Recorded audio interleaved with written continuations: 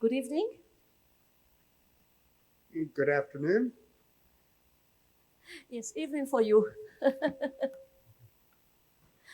Alors, professeur Marc Potenza est actuellement à Taïwan, donc il est 22 heures chez lui et il nous fait l'honneur de faire cette conférence malgré l'heure tardive.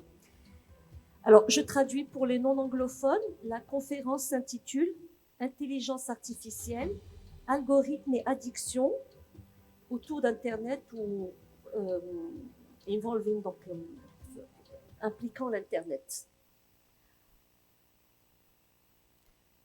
So, Professor Marc Potenza will present in a conference about AI, algorithm, and addictions involving the internet.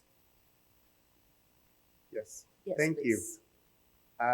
Thank you for the introduction, and I'll be talking today on problematic use of the internet and considering how artificial intelligence may be changing this. I have a series of disclosures listed here, and the internet has changed the ways in which people engage in many behaviors, and concerns have been raised about how the internet may be considered as the basis of psychiatric disorders. And going back now over 10 years ago, in DSM 5, internet gaming disorder was introduced as a condition for future research, feeling that there was not sufficient data for a clinical disorder, but there were significant concerns that had been noted with respect to gaming behaviors, including deaths in Asia with respect to parents leaving their children unattended while gaming, as well as people not attending to their bodily needs. So in this setting, the research criteria were developed based largely on gambling disorder, and this led to multiple debates, particularly with respect to the relevance of some of the criteria. But also, importantly, there were concerns about how children were having digital media introduced at earlier points in their development, and whether screen time should be considered a concern for developing youth. And going back over the past several decades, we reviewed the literature recently to look at relationships between screen media activity in youth and mental health. And we proposed a model that considers factors going down to the individual biological level through societal levels over time to consider how screen media activity may be impacting developing youth. We've also looked at some data, including from the Adolescent Brain Cognitive Development Study, and this is a study of over 11,000 children beginning at ages 9 to 10 years old, with brain imaging measures every 2 years and behavioral assessments every year. And Martin Paulus and colleagues initially in the initial release of ABCD data found that cortical thinning was linked to high frequency screen media activity in 9 to 10-year-old children. And this suggests that high frequency screen media activity in children may be linked to more mature brain states. Importantly, there were also relationships noted with respect to psychopathology and poor cognitive performance in relationship to high frequency screen media activity. More recently, we've looked at the first several waves of ABCD data, and we looked at an independent data set, the Human Connectome Project data set, to look at the extent to which findings might replicate in independent data. And in the initial wave of ABCD data, we used the machine learning approach to identify groups that were based on high frequency screen media activity. And what we found was that a two-group solution best fit the data, where slightly over a quarter had a video-centric high frequency screen media activity pattern, and a little less than three-quarters had a low frequency screen media activity pattern. And what that looks like is shown here, where the orange red line shows the high frequency group, the blue line, the low frequency group. And we can see that in the 9 to 10-year-old children, those with high frequency screen media activity were more likely to view movies or television and play video games both on the weekday and the weekends.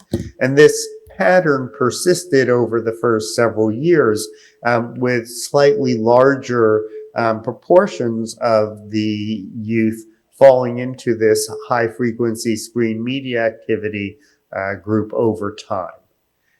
Importantly, this high frequency screen media group showed higher levels of impulsivity and higher levels of behavioral activation and lower scores on working memory and sequential memory tests, as well as lower measures of intelligence, both crystallized and fluid intelligence, and lower vocabulary scores.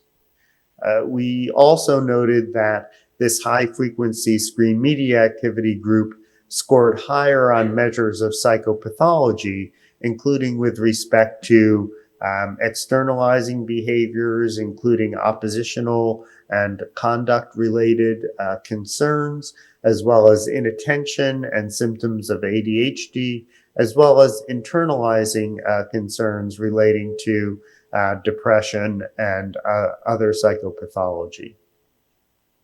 Now, as children mature into adolescence, there are significant brain changes that occur with cortical pruning occurring and some neuronal connections strengthening and others weakening. And in the United States, most teenagers, high school students who are in their emerging and early adolescent phase have smartphones. And it's estimated that 95% of US teenagers aged 13 to 17 years currently have access to a smartphone. And importantly, the proportion of teenagers who say that they are online almost constantly has essentially doubled over the course of a decade, where in 2014 to 2015, about 24% noted being online almost constantly. And over the past couple of years, it's been 46%. And certain groups of individuals are more likely to report being online almost constantly, including older teenagers, as well as teenagers from underrepresented minority groups, including youth who self-report as Black and Hispanic. Now, when we look to see whether the ABCD pattern replicated in the Human Connectome Project data set, we needed to divide the group into those individuals 12 years or younger and 13 years or older. And the yellow line represents the replication in the younger cohort of this video-centric pattern. But in the older group, the adolescent and emerging adult group, we saw a high-frequency screen media activity pattern that was largely socio-communication centric. And this meant that there was high frequency of chatting and engagement in social networking, both on weekdays and weekends. And this might mark a shift in the ways in which youth consume screen media as they mature. And in line with this, the US Surgeon General, based on existing data, has come out with an advisory on social media use and youth mental health, noting concerns, and has more recently, earlier this year, proposed that social media sites contain product warning labels, much like tobacco and alcohol use products do. And this may be particularly relevant to females as compared to males.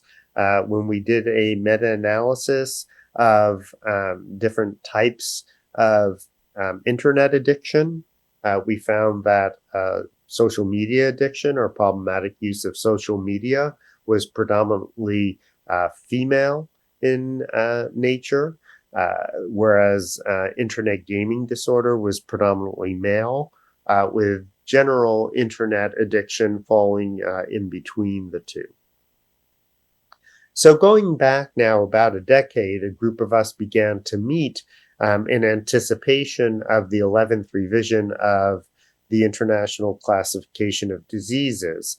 And we focused on whether internet use behaviors should be the focus of clinical disorders in the ICD-11. And so what happened when the World Health Assembly met in May of 2019 was that gambling and gaming disorders were included as disorders due to addictive behaviors. Hazardous gambling and hazardous gaming were also included. And this is akin to what was earlier in the ICD with respect to hazardous alcohol use. And excuse me for 1 minute, I'm going to just get some water.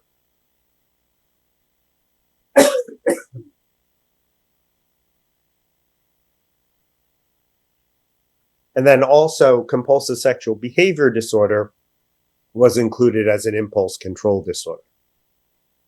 Now, social media use was not specifically the focus of a disorder, nor were other internet use behaviors like shopping and buying. So we, a group of us, proposed that the designation of other specified disorders due to addictive behaviors could be used to consider these internet use behaviors. As part of a cost initiative that focused on problematic usage of the internet, we generated an e-booklet. And this e-booklet can be downloaded for free at www.internetandme.eu. It contains information on a wide range of problematic usage of the internet, including the forms that I've mentioned, as well as problematic pornography use and other problematic forms of internet use like cyberbullying and cyberchondria. And cyberchondria being searching for health information in an excessive and interfering manner that became more of a concern during the pandemic, for example. During the pandemic, we also generated guidances as to how to prevent problematic use of the internet. And then also, as the pandemic unfolded and more information was available about relationships with mental health concerns, updated the information. More recently, we have embarked on a Lancet Psychiatry Commission report on problematic usage of the internet. The commentary describing this initiative that also includes AI was recently published in Lancet Psychiatry, and the full report is anticipated in the coming year. So it raises questions about what is artificial intelligence. And this refers to computer systems that are capable of performing complex tasks that historically only humans could do. and this includes reasoning, making decisions, or solving complex problems. And AI may relate to multiple areas of problematic usage of the internet and lead to multiple challenges for the internet and society more broadly. So some forms of AI include ChatGPT, a popular platform, which may bring many benefits as it helps individuals more efficiently navigate certain techniques. It has also posed challenges, for example, in education, where AI may be used to generate material that may not reflect students' independent efforts. AI has also been incorporated into, in controversial ways, into popular internet-based activities, for example, with respect to pornography. And perhaps importantly, it has also, in a controversial way, been used for creating connections where individuals may be seeking to connect with people, but instead are connecting with artificial intelligence. And this has raised concerns where, for example, CNN and other media outlets have described AI girlfriends as perhaps in part arising in the context of loneliness in young men, and citing this as a concern with respect to their expectations within real life relationships, among other factors. And some of those other factors can sometimes be tragic. So, for example, there's a recent story of a 14-year-old boy in the United States who died by suicide after communicating with an AI chatbot who relates to a Game of Thrones character.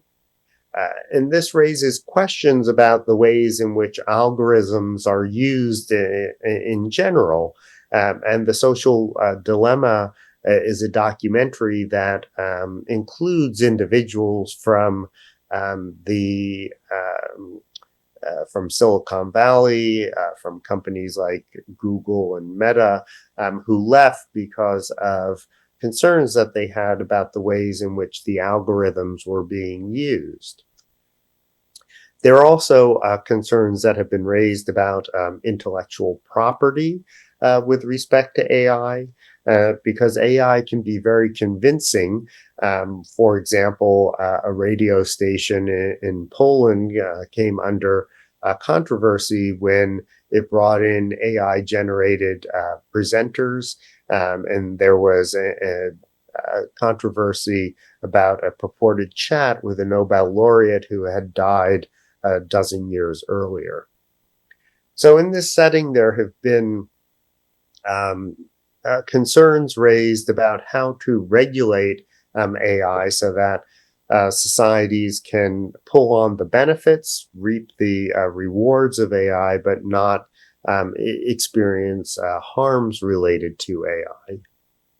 And so part of this regulation has been occurring in different jurisdictions in different ways. In the United States, there have been people from who had worked in the tech industry who came forth to Congress to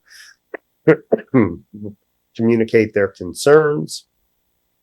And there seemed to be a united response across Democratic and Republican groups calling for regulation. In the EU, there has been landmark regulation to try to ensure privacy of users of digital technologies. And this has led to large fines against some of the major um, internet companies like Meta. And in Canada, there has been a similar push for there to be greater regulation, particularly with respect to illegal online content. And there's been pushback from companies like Disney and TikTok about this regulatory framework. But this has moved forward and has been come into law, although this is being debated by internet companies, including Pornhub, that says that it should be exempt from this law because it does not have societal or cultural value. So in this setting of new technologies and how people may have motivations to utilize the technologies, there's this balance between individual civil liberties and governmental duties of care to protect the public health. And where different jurisdictions come down on these along this spectrum varies.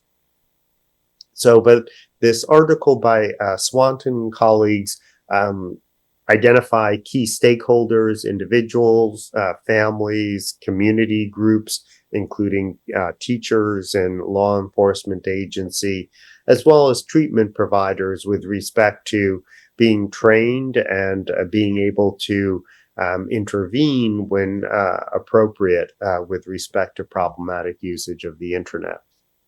There's also important roles for researchers in terms of gathering information that can then be communicated such that governments have appropriate information to be able to put into place appropriate policies and regulation. And there's an important role for industry in terms of having transparency and accountability and providing information that can be used by the government to make policies and by individuals to make informed choices.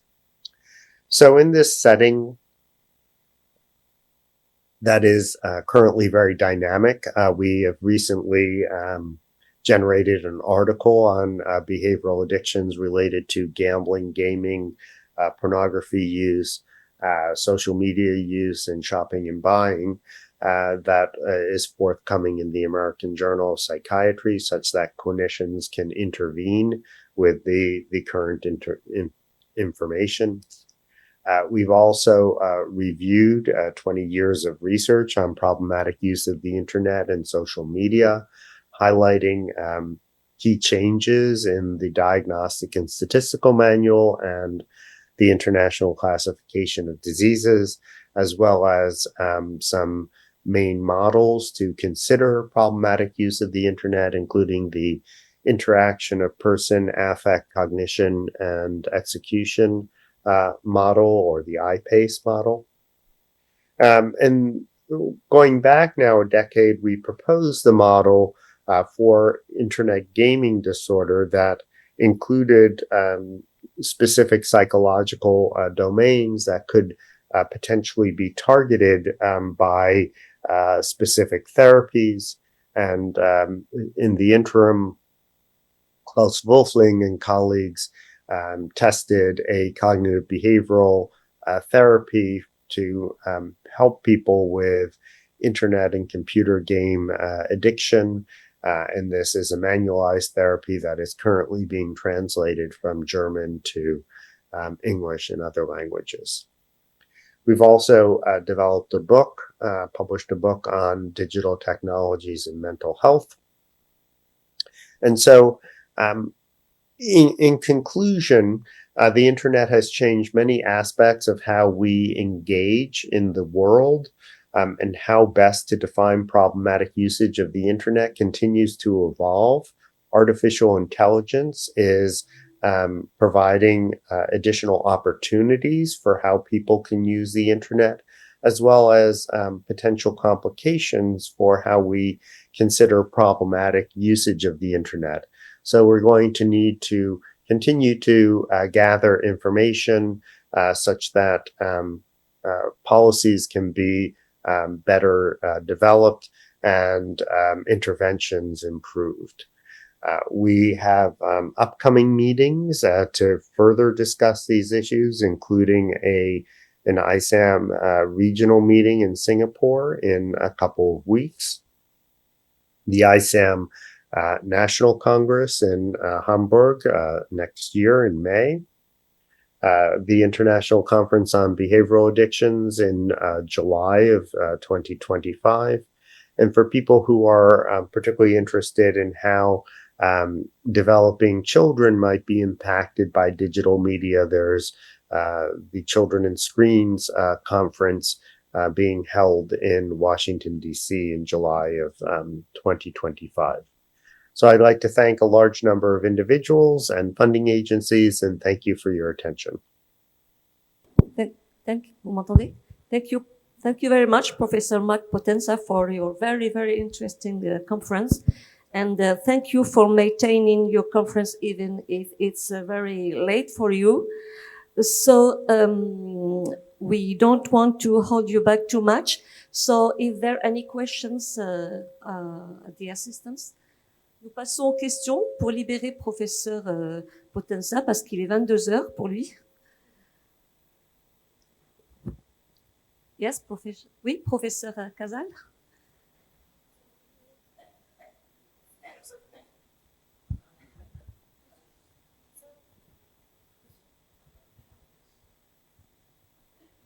Hi, Marc. Nice to hear you so late from this nice city of Tanger. I just wanted to ask you, Marc, you mentioned warning on social network and the idea of adding warning. Do we already know which kind of warning? What do you know about this potential warning right now?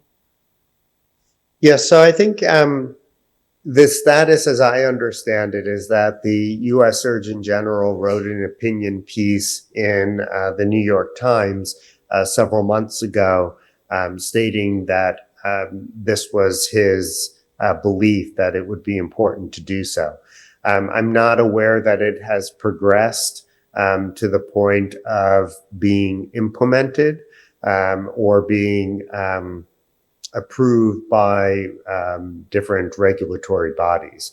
I think it's an important consideration, given that in the United States, for example, the state's attorneys general a number of them have taken legal action in terms of suing some of the social media companies, given harms that they believe have that relate to social media sites and particularly developing youth. So that's what's happening in the United States. Other jurisdictions like Australia have recently proposed a ban for social media sites for youth 16 and under. So putting age restrictions onto social media like there are for other behaviors. So, for example, with pornography and having age restrictions on pornography. Now, how those will be implemented, because it's oftentimes not difficult for youth to find ways to subvert the age restriction barriers. It's going to be complicated, but it's important that the governments are discussing these possibilities and moving forward towards implementation. Est-ce qu'il y a d'autres questions dans la salle?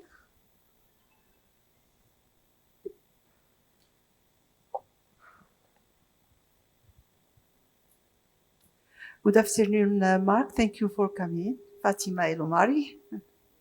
So my questions concerning, I know that certainly you will be in the committee of DSM-6, and I wonder if there will be new category of behavior addiction soon. I have another question. Is there any research, because we know that behavior addiction is very difficult to treat. There is no medication. The treatment is mainly based on CBT and psychotherapy. And my question is there any research maybe to improve the treatment of behavior addiction? Thank you. Yes. So the DSM and the ICD have taken both similar and different approaches to behavioral addictions. In both the DSM and the ICD-11, there are separate sections for behavioral addictions. In the ICD, they are termed disorders due to addictive behaviors. In the DSM, addictive disorder. The clinical section of the DSM currently only has gambling disorder, and the ICD-11 has gambling and gaming disorders as within the behavioral addictions categories. There have been efforts to advance the number of clinical disorders within the DSM that are behavioral addictions, like getting gaming disorder from the research section to the clinical section and harmonizing the terminology with the ICD-11. And we'll see what happens over time. I do think it's going to be important to be mindful of the changes that are occurring with respect to how people are using the internet and social media seems to be how people are using social media has significantly changed over the past 5 to 10 years when people were considering the ICD-11. So hopefully this will advance for both the DSM and the ICD over time.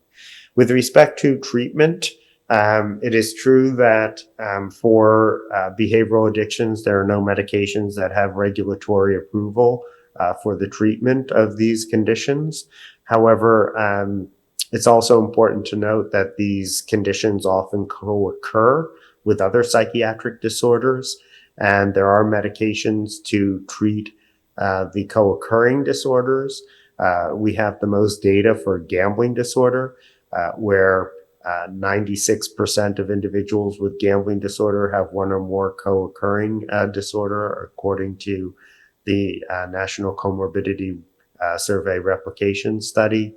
And data from multiple clinical trials suggest that medications that target co-occurring disorders not only help the co-occurring disorders, but also help reduce problem gambling severity in the people who have these co-occurring conditions.